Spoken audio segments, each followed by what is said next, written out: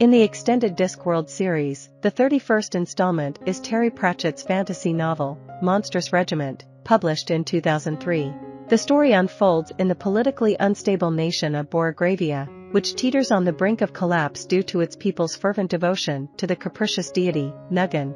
Nugan's divine rule dictates the ever-shifting preferences of Borogravia's citizens, cataloging a list of prohibited items known as the abominations unto Nugan. This dogmatic adherence to Nugan's whims impoverishes the nation and puts it in conflict with neighboring lands, each following different gods. Borogravia's stubborn leadership refuses to acknowledge its deep-rooted problems, prompting the story's protagonist, Polly Perks, to join a political resistance movement. Much of the novel's action transpires within the conservative confines of Borogravia. Recently, Nugan's decrees have become increasingly bizarre, but his followers continue to obey, reinforcing his hold over them, a recurring theme in the Discworld universe. Nugan prohibits such seemingly innocuous things as red hair, chocolate, the color blue, children, and babies. Meanwhile, Nugan's physical whereabouts remain a mystery, leading many Borogravians to shift their devotion to their Duchess, granting her godly powers. As Borogravia finds itself embroiled in a border dispute with Slovenia, the true status of the war remains obfuscated by Borogravia's leadership. Polly's brother, Paul, has vanished after enlisting in the Borogravian army. While Polly views him as gullible, most consider him competent, positioning him as the next manager of the Duchess, the Perks family's pub. However, Nuganitic law forbids women from owning property, so Polly embarks on a quest to find Paul and prevent the pub from falling into the hands of their alcoholic cousin. Adopting the alias Private Oliver Perks, Polly commits several abominations and joins the army. On her journey to the military, Polly encounters Corporal Strappy, a fanatical figure, and Sergeant Jack Rum, who appears somewhat eccentric. Her commitment to the army is sealed by kissing a painting of the Duchess.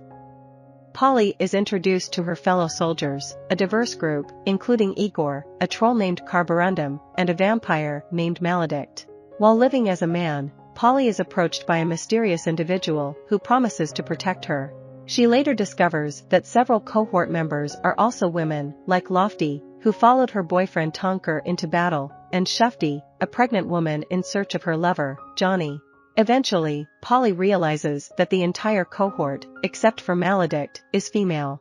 Amid dwindling resources and the dire state of Borogravia's militia, Commander Blouse leads Polly and her comrades to the enemy's keep, where they inadvertently defeat Prince Heinrich of Slovenia. Word of their heroics spreads, and Commander Vims sends them additional support. Polly and her cohort devise a daring infiltration of the keep, disguised as washerwomen, with the aim of liberating their compatriots.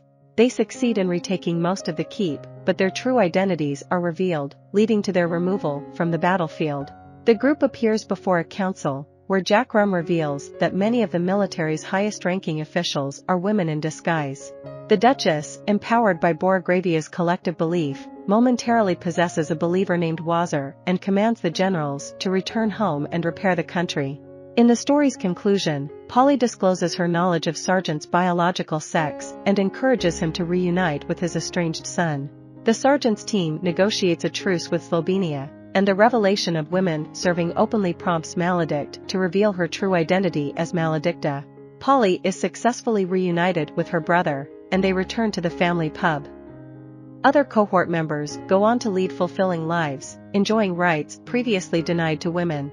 As the country plunges into another war, Polly leaves the Duchess to lead a new regiment. Monstrous Regiment satirizes the absurdity of contemporary gender norms and warmongering, suggesting that individuals can gradually resist and undermine oppressive institutions and systems. I hope you enjoyed this video. Leave a like if you did and be sure to subscribe. Thank you.